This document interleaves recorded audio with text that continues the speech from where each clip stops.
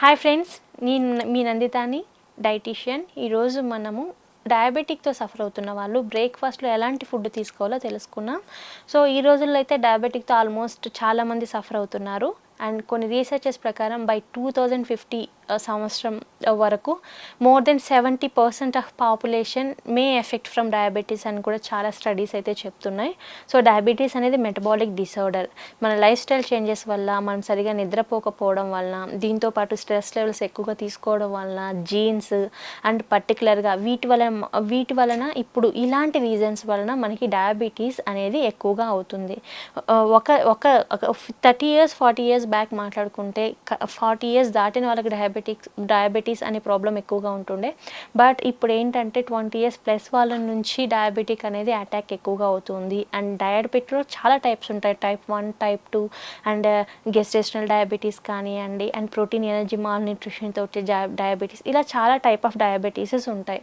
So మనము మన diabetes మన కండిషన్ని బట్టి మన బాడీలో గ్లూకోజ్ లెవెల్స్ ఎలా స్పైక్ అవుతున్నాయి, గ్లూకోజ్ లెవెల్స్ ఎలా ఉన్నాయి, దీన్ని బేస్ చేసుకొని డైట్ అనేది తీసుకుంటూ ఉంటాం.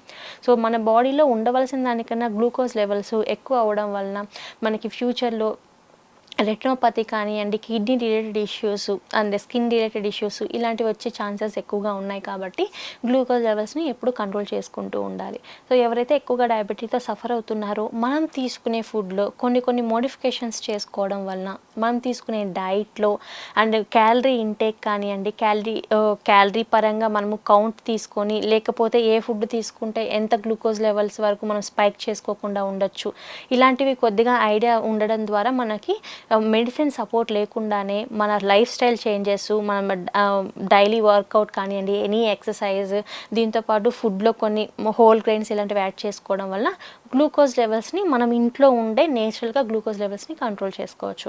ఇప్పుడు మనము డయాబెటీస్తో సఫర్ అవుతున్న వాళ్ళు ఎలాంటి బ్రేక్ఫాస్ట్ తీసుకోవాలో తెలుసుకున్నాం. ఎక్కువగా మన సౌత్ సైడ్ అయితే మనం ఎక్కువగా తినే ఫుడ్ ఇడ్లీ, దోశ, రాగి జావా ఇలాంటివి ఎక్కువ తీసుకుంటూ ఉంటాం. రాగి జావా అనేది మంచిదే, కానీ డయాబెటీస్తో సఫర్ అవుతున్న వాళ్ళు వాళ్ళ బాడీలో గ్లూకోజ్ లెవెల్స్ ఏ విధంగా ఉన్నాయో తెలుసుకొని తీసుకోవడం మంచిది. ఎందుకంటే రాగి జావాలో మనకి గ్లైసెమిక్ ఇండెక్స్ అనేది మీడియం రేంజ్లో ఉంటుంది. అందరికీ నాట్ రికమెండెడ్.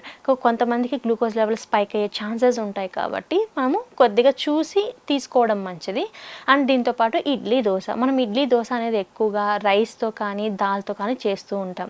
సో ఇడ్లీ కానీ దోశ కానీ తీసుకున్నా సరే, ఇడ్లీ ఏంటంటే హై గ్లైసెమిక్ ఇండెక్స్ అనమాట. ఇడ్లీ తీసుకుంటే గ్లూకోజ్ లెవెల్స్ విత్ ఇన్ 1 hourలో స్పైక్ అయ్యే ఛాన్సెస్ ఉంటాయి.